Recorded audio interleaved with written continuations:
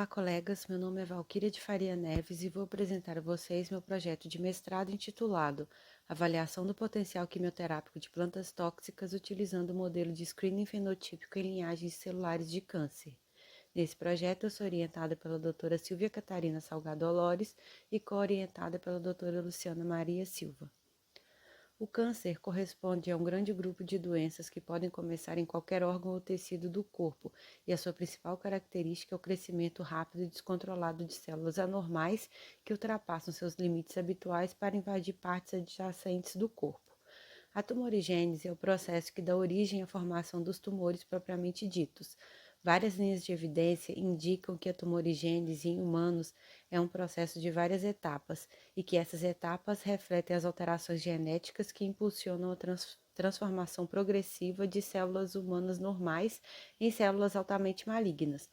As principais etapas da tumorigênese descritas por Hanahan e Weinberg são a sustentação da sinalização proliferativa, a fuga dos supressores de crescimento, a ativação da invasão a outros tecidos e a formação de metástases, a criação da habilidade da imortalidade replicativa, a indução da angiogênese e a resistência à morte celular.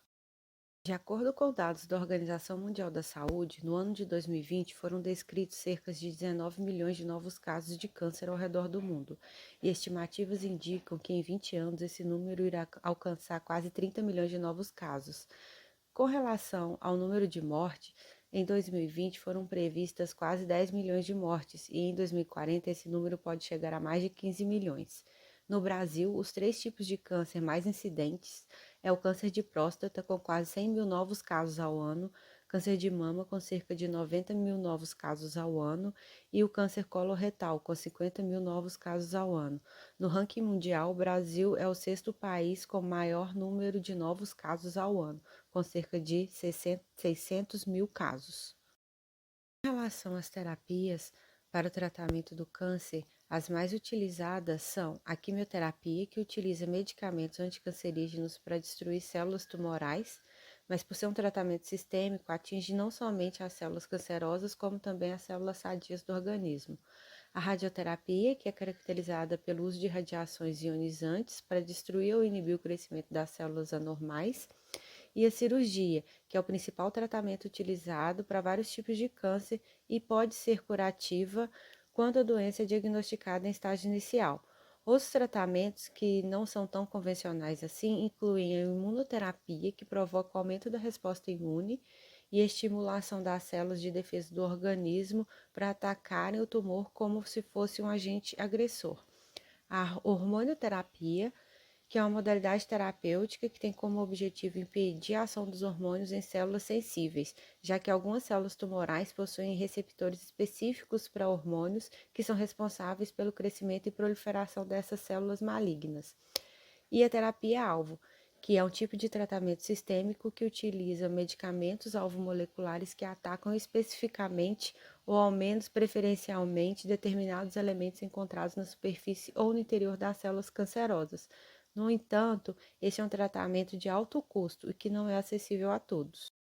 No sentido de se encontrar novas substâncias que possam ser utilizadas em formulações de antineoplásicos e que possuam maior efetividade e seletividade, o reino vegetal mostra-se como uma grande alternativa.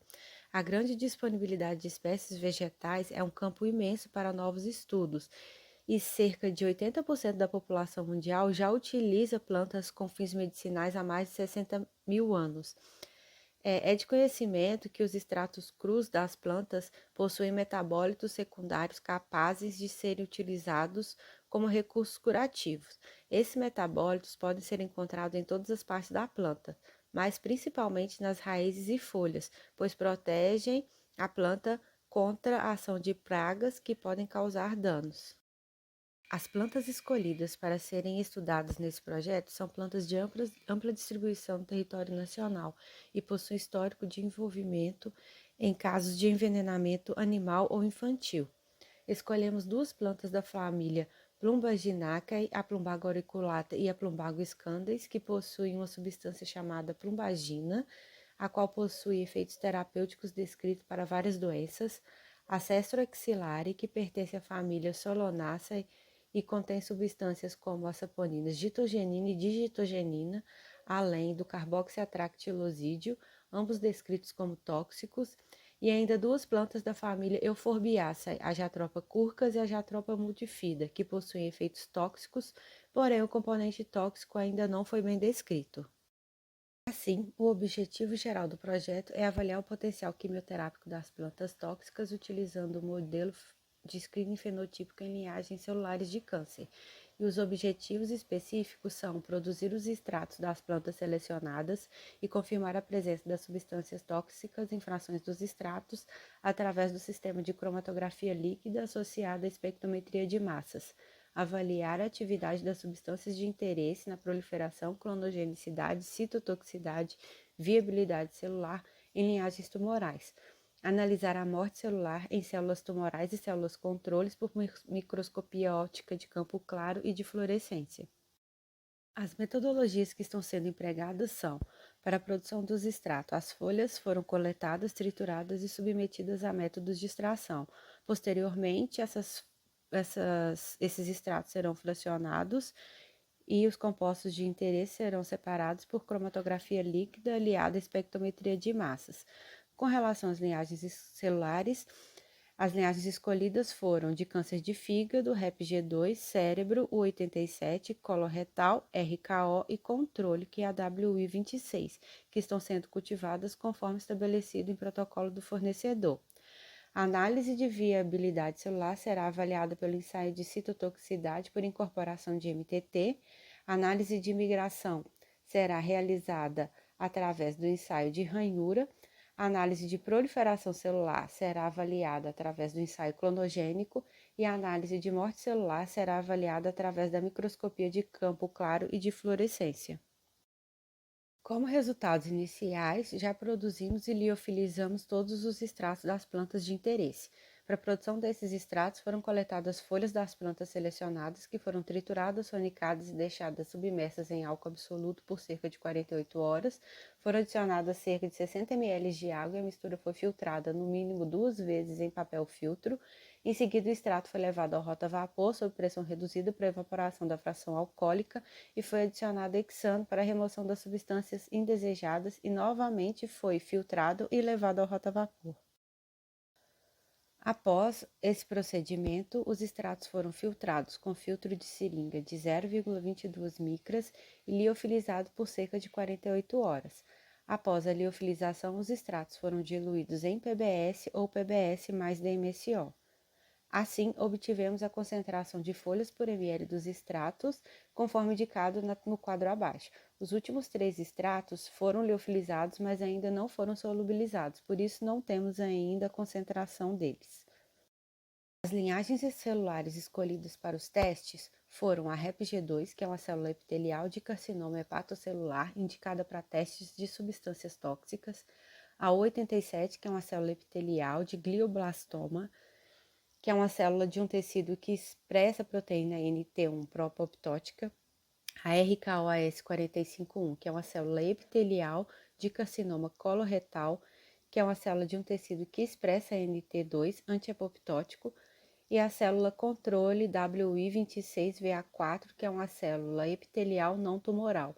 Todas essas células foram cultivadas em meio DMEM alta glicose, suplementado com 10% de soro fetal bovino inativado mais 1% de antibiótico. Para iniciar os experimentos, tivemos que padronizar a quantidade de células de cada linhagem que seriam utilizadas e para isso fizemos a curva de crescimento em placa de 96 poços para observar o crescimento celular.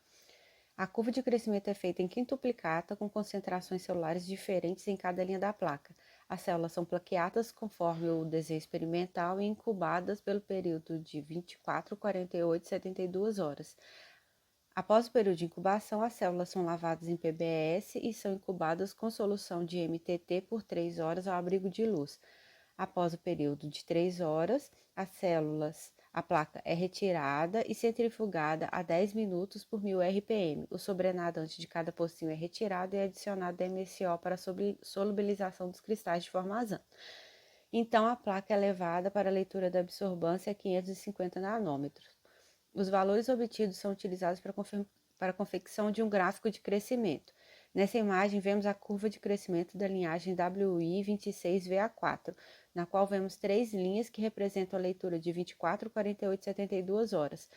Vemos que até a concentração de 1,25 vezes 10 à quarta houve um crescimento celular, porém a partir de 2,5 vezes 10 à quarta há um crescimento logaritmo e depois disso é uma fase de estabilidade de crescimento. Por isso, escolhemos a concentração de 5,5 vezes 10 à quarta células por ml para a realização dos demais testes nas placas de 96 poços.